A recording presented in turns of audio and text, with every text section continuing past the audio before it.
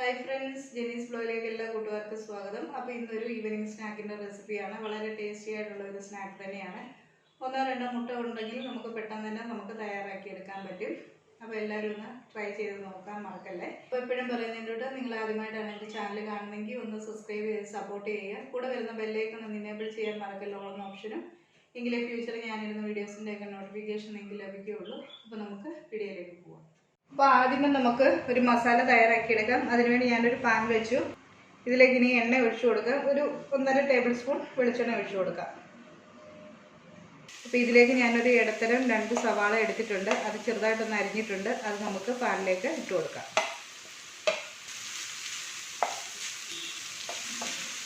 അപ്പോൾ ഉള്ളി ഇനി ഒന്ന് വാടി വരട്ടെ.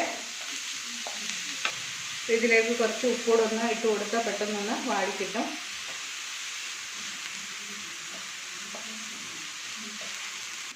അപ്പോൾ ഉള്ളി ഒന്ന് വാടി വന്നിട്ടുണ്ട്. ഇതിലേക്ക് 1 ടീസ്പൂൺ ഇഞ്ചി വെളുത്തുള്ളി പേസ്റ്റ് ചേർത്ത് കൊടുക്കുക.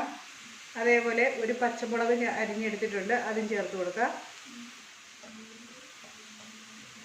ഇതിലോട്ട് നന്നായിട്ടൊന്ന് വഴറ്റിയെടുക്കുക. ഇതിലേക്ക് ഒരു തക്കാളി അരിഞ്ഞത് ചേർത്ത് കൊടുക്കുക. വാടി വന്നിട്ടുണ്ട്. ഇതിലേക്ക് നമുക്ക് മസാല ചേർത്ത് കൊടുക്കാം. ഒരു 1/4 ടീസ്പൂൺ മഞ്ഞൾപ്പൊടി ചേർത്ത് കൊടുക്കാം. 1 ടീസ്പൂൺ കുരുമുളക് പൊടി ചേർത്ത് കൊടുക്കാം. അപ്പോൾ ഇനി ഇതിൽ ഞാൻ അധികം മസാല ചേർത്ത് കൊടുക്കുന്നില്ല. ഞാനിവിടെ എടുത്തിരിക്കുന്നത് ഡബിൾ ഫോഴ്സിൻ്റെ ചിക്കൻ മസാലയാണ്. ഇതൊരു 2 ടീസ്പൂൺ ചേർത്ത് കൊടുക്കുന്നുണ്ട്.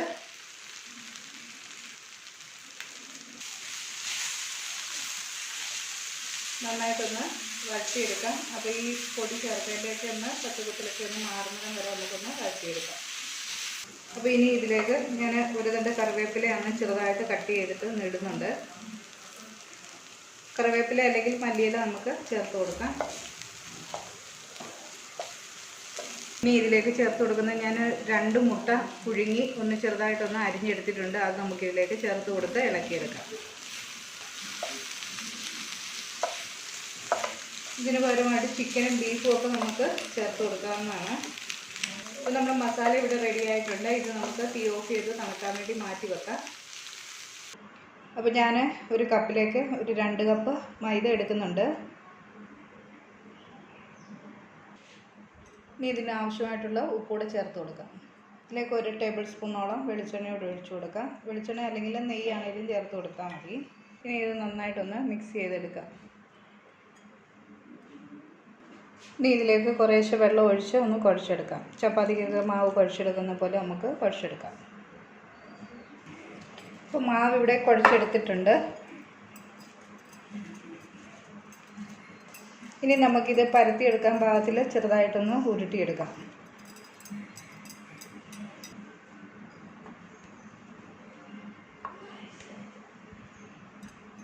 അപ്പോൾ ഇനി ഇത് നമുക്ക് ഓരോന്നായിട്ട് പരത്തിയെടുക്കാം. കൗണ്ടർ ടോപ്പിലേക്ക് നമുക്ക് പൊടിയിട്ട് കൊടുക്കാം. എന്നിട്ട് ഓരോ ബോൾസും നമുക്കൊന്ന് പരത്തിയെടുക്കാം.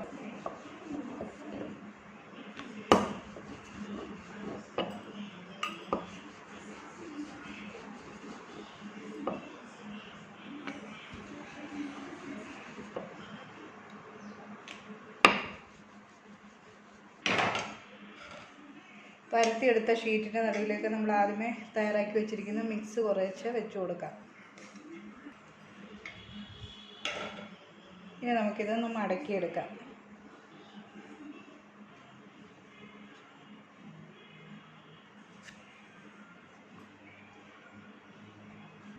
അപ്പോൾ ഒരെണ്ണം തയ്യാറാക്കി എടുത്തിട്ടുണ്ട്. ഇതേപോലെ നമുക്ക് ചെയ്തെടുക്കാം.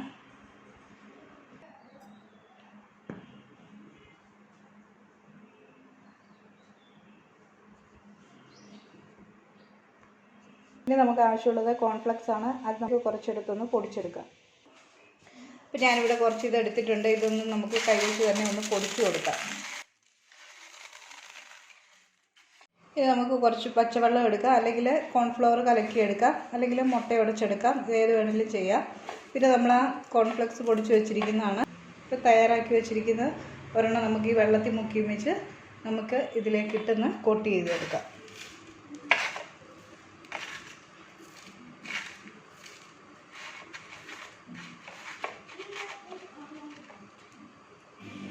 ഒരെണ്ണം ഇവിടെ റെഡി ആയിട്ടുണ്ട്. ഇത് നമുക്ക് മാറ്റി വെക്കാം. ഇതേപോലെ എല്ലാം നമുക്ക് ചെയ്തെടുക്കാം.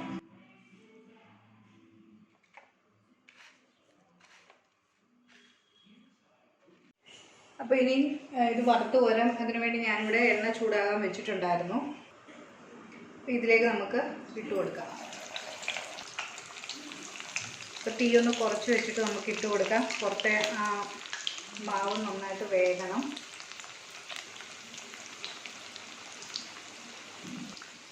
ഒരു സൈഡ് ആകുന്ന സമയത്ത് നമുക്കൊന്ന് തിരിച്ചിട്ട് കൊടുക്കാം.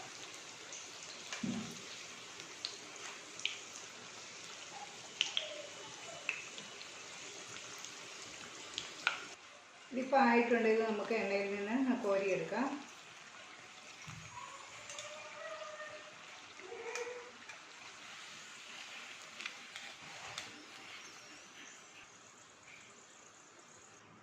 ഇതേപോലെ ബാക്കിയിരിക്കുന്നത് ചെയ്തെടുക്കാം.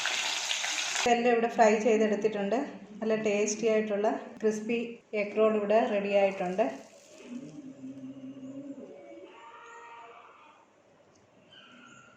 അപ്പോൾ എല്ലാവരും ഇതൊന്ന് ട്രൈ ചെയ്ത് നോക്കുക.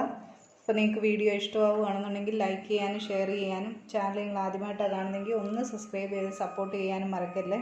വേറൊരു നല്ല വീഡിയോയുമായി കാണുമ്പോൾ എല്ലാവർക്കും ഒരു നല്ല ദിവസം ആശംസിക്കുന്നു. Thank you.